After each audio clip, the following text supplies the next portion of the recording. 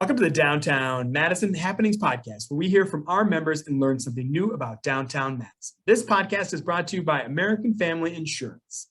American Family opened its first offices in downtown Madison in 1927, and its downtown presence continues today with the Spark Building, which is home to American Family Insurance Institute for Corporate and Social Impact and the Dream Bank, an inspirational community space. Still based in Madison, American Family's mission is to inspire, protect, and restore dreams through exceptional products, services, and community partnerships. Today on the Downtown Happenings podcast, we have Emily DeVore, project leader for the Lakefront Porch on Wilson Street at Crowley Station, a really exciting place-making project where they're going to create activity in a part of downtown that has not seen activity for quite some time. We are very excited about this project and very excited to have our good friend Emily DeVore on the podcast today. Hello, Emily. How are you doing? Hi, Jason. I'm doing well. Thanks for having me on the podcast. Absolutely. So Emily, almost single-handedly with a series of other volunteers at her back, she would not want me to say single-handedly, with some volunteers behind her, are leading this incredible place-making effort. We're going to go through some slides today about what is the Lakefront Porch project and why these placemaking projects and really changing how we interact with public space is so important to downtown and to our whole city. And Emily is the one making it happen as project leader here on the project. Emily, we'd love to see some slides and see what the project looks like and see how we can all help as members at DMI. Yeah, absolutely. That sounds great. So just a little bit of background too, before I get into some imagery of the site. This site that I'll kind of show you a map of in a minute here is already a public space in downtown Madison. It's just underused. And so kind of the goal of our project is to take this existing site that's called Crowley Station and turn it into a more vibrant and engaging community gathering place, which is actually a part of the First Settlement Neighborhoods master plan and vision for this site. So it's been really exciting over the last couple of years, as Jason said, to have this group of resident volunteers that have kind of come together to back behind this vision of creating a more welcoming public space in their neighborhood and something that the entire city and downtown Madison can use. So I'm gonna show a little bit. Oh yeah, go ahead. Yeah, while you're pulling it up, what was the overall inspiration to do something at this site at Crowley Station? You know, why were you brought to bringing your ideas to this specific location? Yeah, great question. I was actually a resident of the neighborhood at the time that I started this project back in 2020, and just walking by the site day after day, I really wanted more spaces in my neighborhood that I could use and meet my neighbors or ask friends to come and gather and read a book in a comfortable spot. I mean, it has an amazing lake view from the site, and so I think it has so much potential. It's right off of East Wilson Street and the multiple like bike and pedestrian paths, and I think this site just has so much more potential than it's currently exploring and living up to. Well, there's a lack of public space directly in near the First Settlement site, right? You have Law Park, but that's across John Nolan and through the Hairball intersection. You know, then really it's up into the Capitol grounds or over to James Madison Park. So there really is a lack of green space in the First Settlement section of downtown. For those who don't know what First Settlement is, it's bounded by Blair up to the Capitol on East Wash, bounded by, and then on Lake Monona. So it's oh boy, now I gotta look at directions, the northeastern part of the Capitol Square. So really, you know, you really have a lack of green space, and this project could help meet some of that need for green space. Exactly. Yeah, it's actually, I'll pull up my slides now so I can give a little bit of direction for what you're referencing here. Yeah, because it's much better than me like trying to figure out what. No, you're doing a great job. You know, imagery is always helpful, right? Exactly. Oh, see, image, it sells more than my words.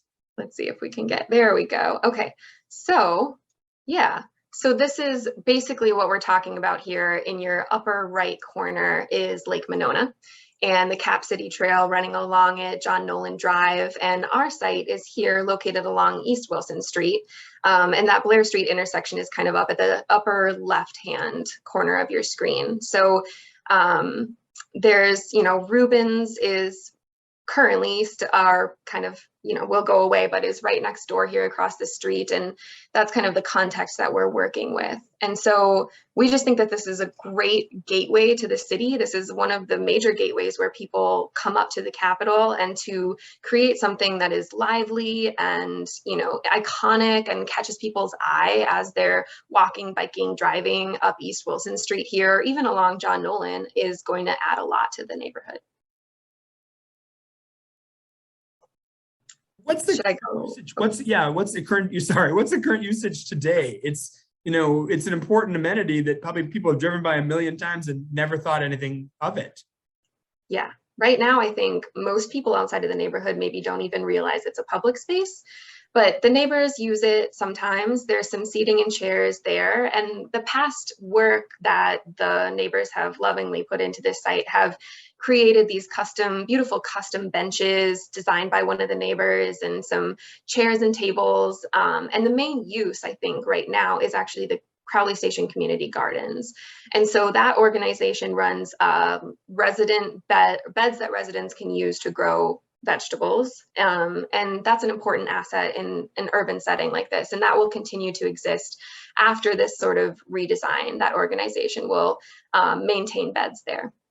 Yeah, my understanding, it's quite the wait list to even get in the community garden. So it shows you about how this public space could be used. So then you engaged, you and the group, Julie and several at Burt Stitt and many other people part of the community, engaged with a local landscape designer, Ken Psyche, to look at the space. So, where did Ken Psyche draw his inspiration? We'd love to see some more photos of what the space could potentially be.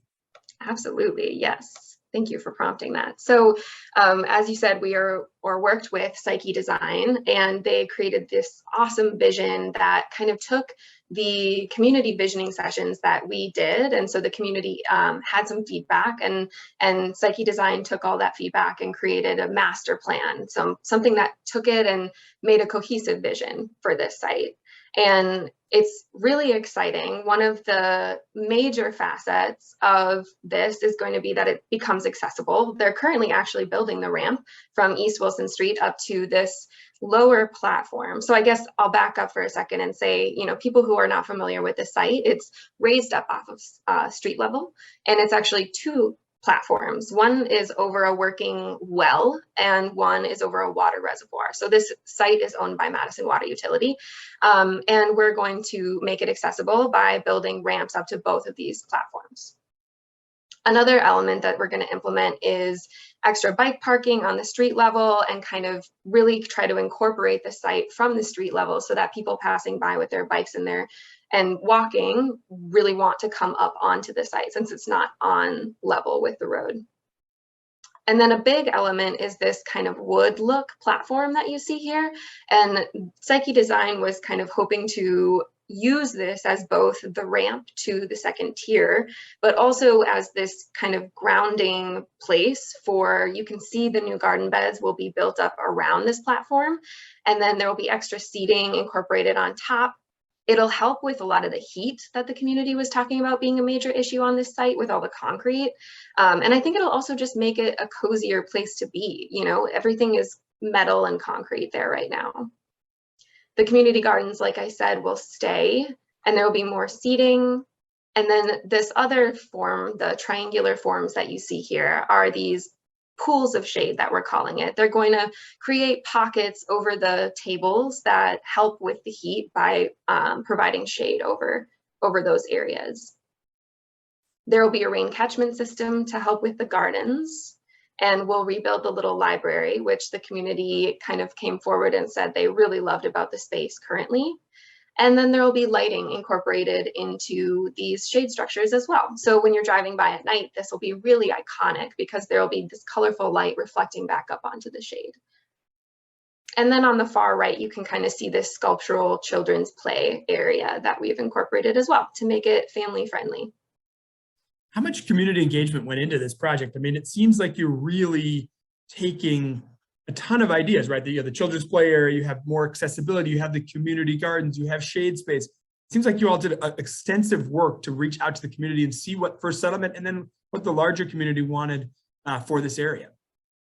Yeah, we did our best, and it was kind of at the start of COVID that this all happened, and so everything was virtual. So we released a virtual survey that people could fill out, and then there were also 4 different online visioning sessions that the community could come to, and we posted flyers and posters and sent out postcards to the neighborhood to try and at least do our due diligence to let people know that we wanted the feedback. And it was a really great process. People had so many ideas about how they wanted to use the space. It was exciting to feel all that energy come forth. And I think people are really excited for this to be a more welcoming and desirable place for them to host events and to either go and use alone for respite or to meet with people and have social activity.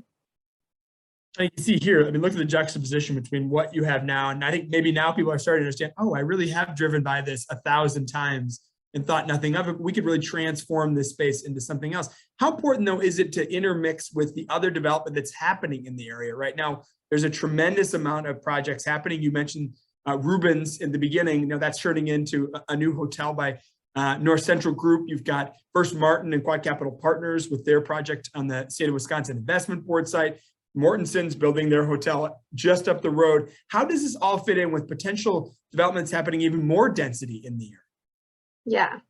Yeah, I think that's a great question. And I think, pocket parks like this can go a really long way in providing the community, especially like you said, as the density increases with dense urban environments. It's so important to have this kind of social infrastructure, I think. Like, people that are at the hotel across the street and all of the new apartments and condos that may be popping up, this will be a space where they can go if they don't have a backyard because they're, on whatever level of an apartment building, or they can meet up with a friend and not have to host in their living room, say. And I think, social infrastructure such as this has the opportunity to improve people's daily lives. I think it has the opportunity to really support the local businesses in the area, because we're hoping that with, this kind of design that creates more energy in the street, people will want to walk this way. And the more pedestrians and bikes that you can get through the area, the better for the businesses. And I also think it can help contribute to just the welcoming environment of downtown and the culture. A lot of what the community wants to do on this site is showcase different art forms and host, art displays or acoustic music performances. So we're really hoping it can contribute to life on this street. Well, and it's just amazing what you can do with this space. There's an inspirational space, I think, on the near west side of the far west side of downtown for us at Crazy Lakes Park, where they took these sort of meandering roads and brought it all together. And now you have the seating that could be available for Mickey's and the different businesses that are there. You have the art, right? The Big Badger by Henry Whitehorse. And you have just this place where people can connect. And I think we have to create more connections. What other inspirational spaces did you use when thinking about this, or when Psyche Design thought about this? Were there other downtown spaces in Madison or in other cities that said, oh, this is a really great concept? That's a good question. And I think, Monona Terrace has definitely come up a number of times as an example of something in the area, right? That I think it's also similar because Monona Terrace is not necessarily a quote unquote green space, right? Like, we're not building on top of grass. This is like a concrete platform that we're trying to make more inviting. And so Monona Terrace is a good example in that way. But I think, it's not trying to mimic necessarily anything downtown. I think some of the pocket parks that you see, like on Willie Street and on State Street, these really small areas that have been turned into a really inviting public amenity, I think, are the best examples. You can't quite compare it to, Old Brick with its like extensive parks, but more of those pocket parks, I think, are a good thing to be able to compare it back to. If you had all right, you could make this happen tomorrow. I mean, just, Yeah. There are amazing photos of what could happen. What is the timeline, your best case scenario timeline for when this project moves forward? Yes. So our goals right now are to fundraise to make the current vision a reality. We already have a bunch of support from the city in various capacities and from private donations, but we're continuing to fundraise through the end of this calendar year. And then we will hope to implement in 2023, potentially even with a few warm months left so we can use it. Especially, I think the timeline is driven by some of the increases in cost for construction that we're seeing, and we want to get ahead of all of that and make sure that we don't wait too long. You know, the big project, just this photo is a perfect view of a large potential project on the Lake Monona waterfront. And you have 3 world-class planning agencies looking at the space. You have Sasaki, the agency, and James Corner Field Operations. How do you think this project, 2 questions. How do you think this project can interplay with the potential Lake Monona waterfront project? And how does this really, maybe as an early entry, show Madison what we can do with urban space when we think differently about it? Yeah, definitely. I think, that's a great point for the timeline aspect. I think this project is going to come around before the Law Park project will be able to be realized. So we're hoping that this acts as kind of a front porch to that project in a way that gets people excited about what the energy can be in this area. And the city is really committed to tying everything together and making this a really cohesive area of downtown. But like you said, it's kind of across John Nolan Drive, and there's just a lot of potential here, I think, to get people thinking about what it can look like to have a public space in this area. Now, this project needs public support. It needs private support. What can we do as DMI and as DMI members to help support this project? Yeah, so we have a website at www.lakefrontporch.org where people can go and see all of these great pictures. They can find out more about some of the project details, and they can also donate. So there's information there on how to donate to the project.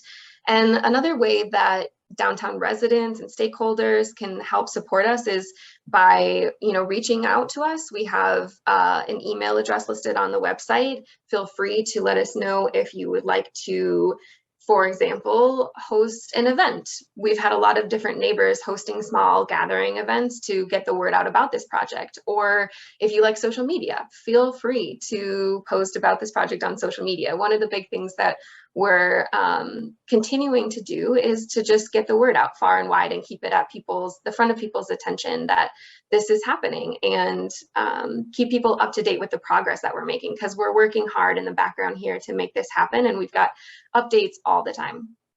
Yeah, I think we should try to do everything we can to help this project. I think this tells a very interesting picture of what we can do in downtown for placemaking. We've seen it before in Lisa Lake Peace Park, the aforementioned Crazy Lakes Park. We can do this in so many other spaces and really create density, sustainable density, and have people near each other, but also create the amenities that they want to have downtown. If you're a young resident, this is the exact type of thing you'd want to be near you. And if you're the hotel, same sort of thing. I could really see using this space. All right, you thought that I was already asking questions very rapidly, but that was not the Fast and Furious 5. That was just me talking really quickly, which my wife is annoyed at all of the time. Talk really fast and really loud. But I'm going to ask you 5 fast questions and just whatever comes to the top of your mind. All right, you ready? I'm ready. What's your favorite downtown park? Ooh, definitely the Capitol. I really love that Capitol building and laying in the lawns underneath it. It's great. Producer Madeline ate a picnic on that Capitol lawn today. I just needed to bring producer Madeline in. She never wants to join us. How are you doing, Madeline? I'm doing great, especially after my lovely picnic, which also is happening during your lunchtime live concert every Tuesday in the summer. It's a great time. It's been way too long since we've heard from producer Madeline. Thank you. Join us for our next picnic. All right. What's your favorite public space downtown, Emily? What's the difference between a public space and a park to you? Good question. I would say an urban space that isn't dedicated to Greenland. That's a good question. Are you firing questions back at me? That's fair enough. Fair enough. Fair enough. Oh gosh, what a good question. You know, I do love the Lisa Link Peace Park, mostly because I really love getting chocolate chip ice cream and then wandering through it. It's a great time. All right, then. My next question has to be, what's your favorite flavor of chocolate chip ice cream? Oh man, I think Right it's called answer. Sticks and Stones. Oh, what's that? I don't know that one. I believe it's got pretzels and chocolate and maybe cookie dough, actually. All right. I think your grand opening, we should have the chocolate chip ice cream truck right outside. Oh, I love that. Have you had the Zanza mint? The Zanza mint is quite good. Ooh, that is a really good one. That's another top one. Okay, I'm going to try Sticks and Stones next time. I'm going to try Sticks and Stones. All right, what if you have a visitor in town, family member, friend, whoever it is, what's the one place you take the visitor downtown to make sure they're seeing the best part of our city? Definitely the farmers market. You got to bike there. You got to get there probably a little early so that you can actually walk around, but it's such a magnificent way to spend your Saturday mornings.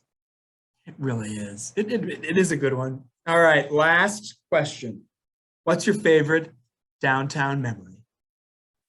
Downtown memory. Good question. You know, one time I was sitting at the terrace, and I'm not going to claim this is definitely my favorite memory ever, but this is a fun one. I was sitting at the terrace a little time after I moved to Madison and just drinking a beer, and all of a sudden this wedding party walks across the front of the terrace, and it was my college roommate from Minnesota. And I was just like, wait, what? And they came and they sat in the giant chair, and I was just like applauding. Cool. Everyone was applauding. I was like, only in Madison, right? These iconic places that people are drawn to. I mean, if you want to talk about an energetic place, I mean, you know, we talked about Capitol Square, but the Memorial Union is a heck of a place. So, you know, it's a really good idea to sell beer, sell cheese, sell ice cream on the waterfront and have music. It's kind of a perfect five for five. All right, I asked you 5 questions, but you get a bonus 6. What's your favorite city in Minnesota? There is only one right answer here, Emily. Well, we both have ties to Buffalo, so I'm guessing that's your right answer. A good little town. We do. For those who do not know, Emily grew up just a few miles away from my family farm, so we think we may be related. We have no clue.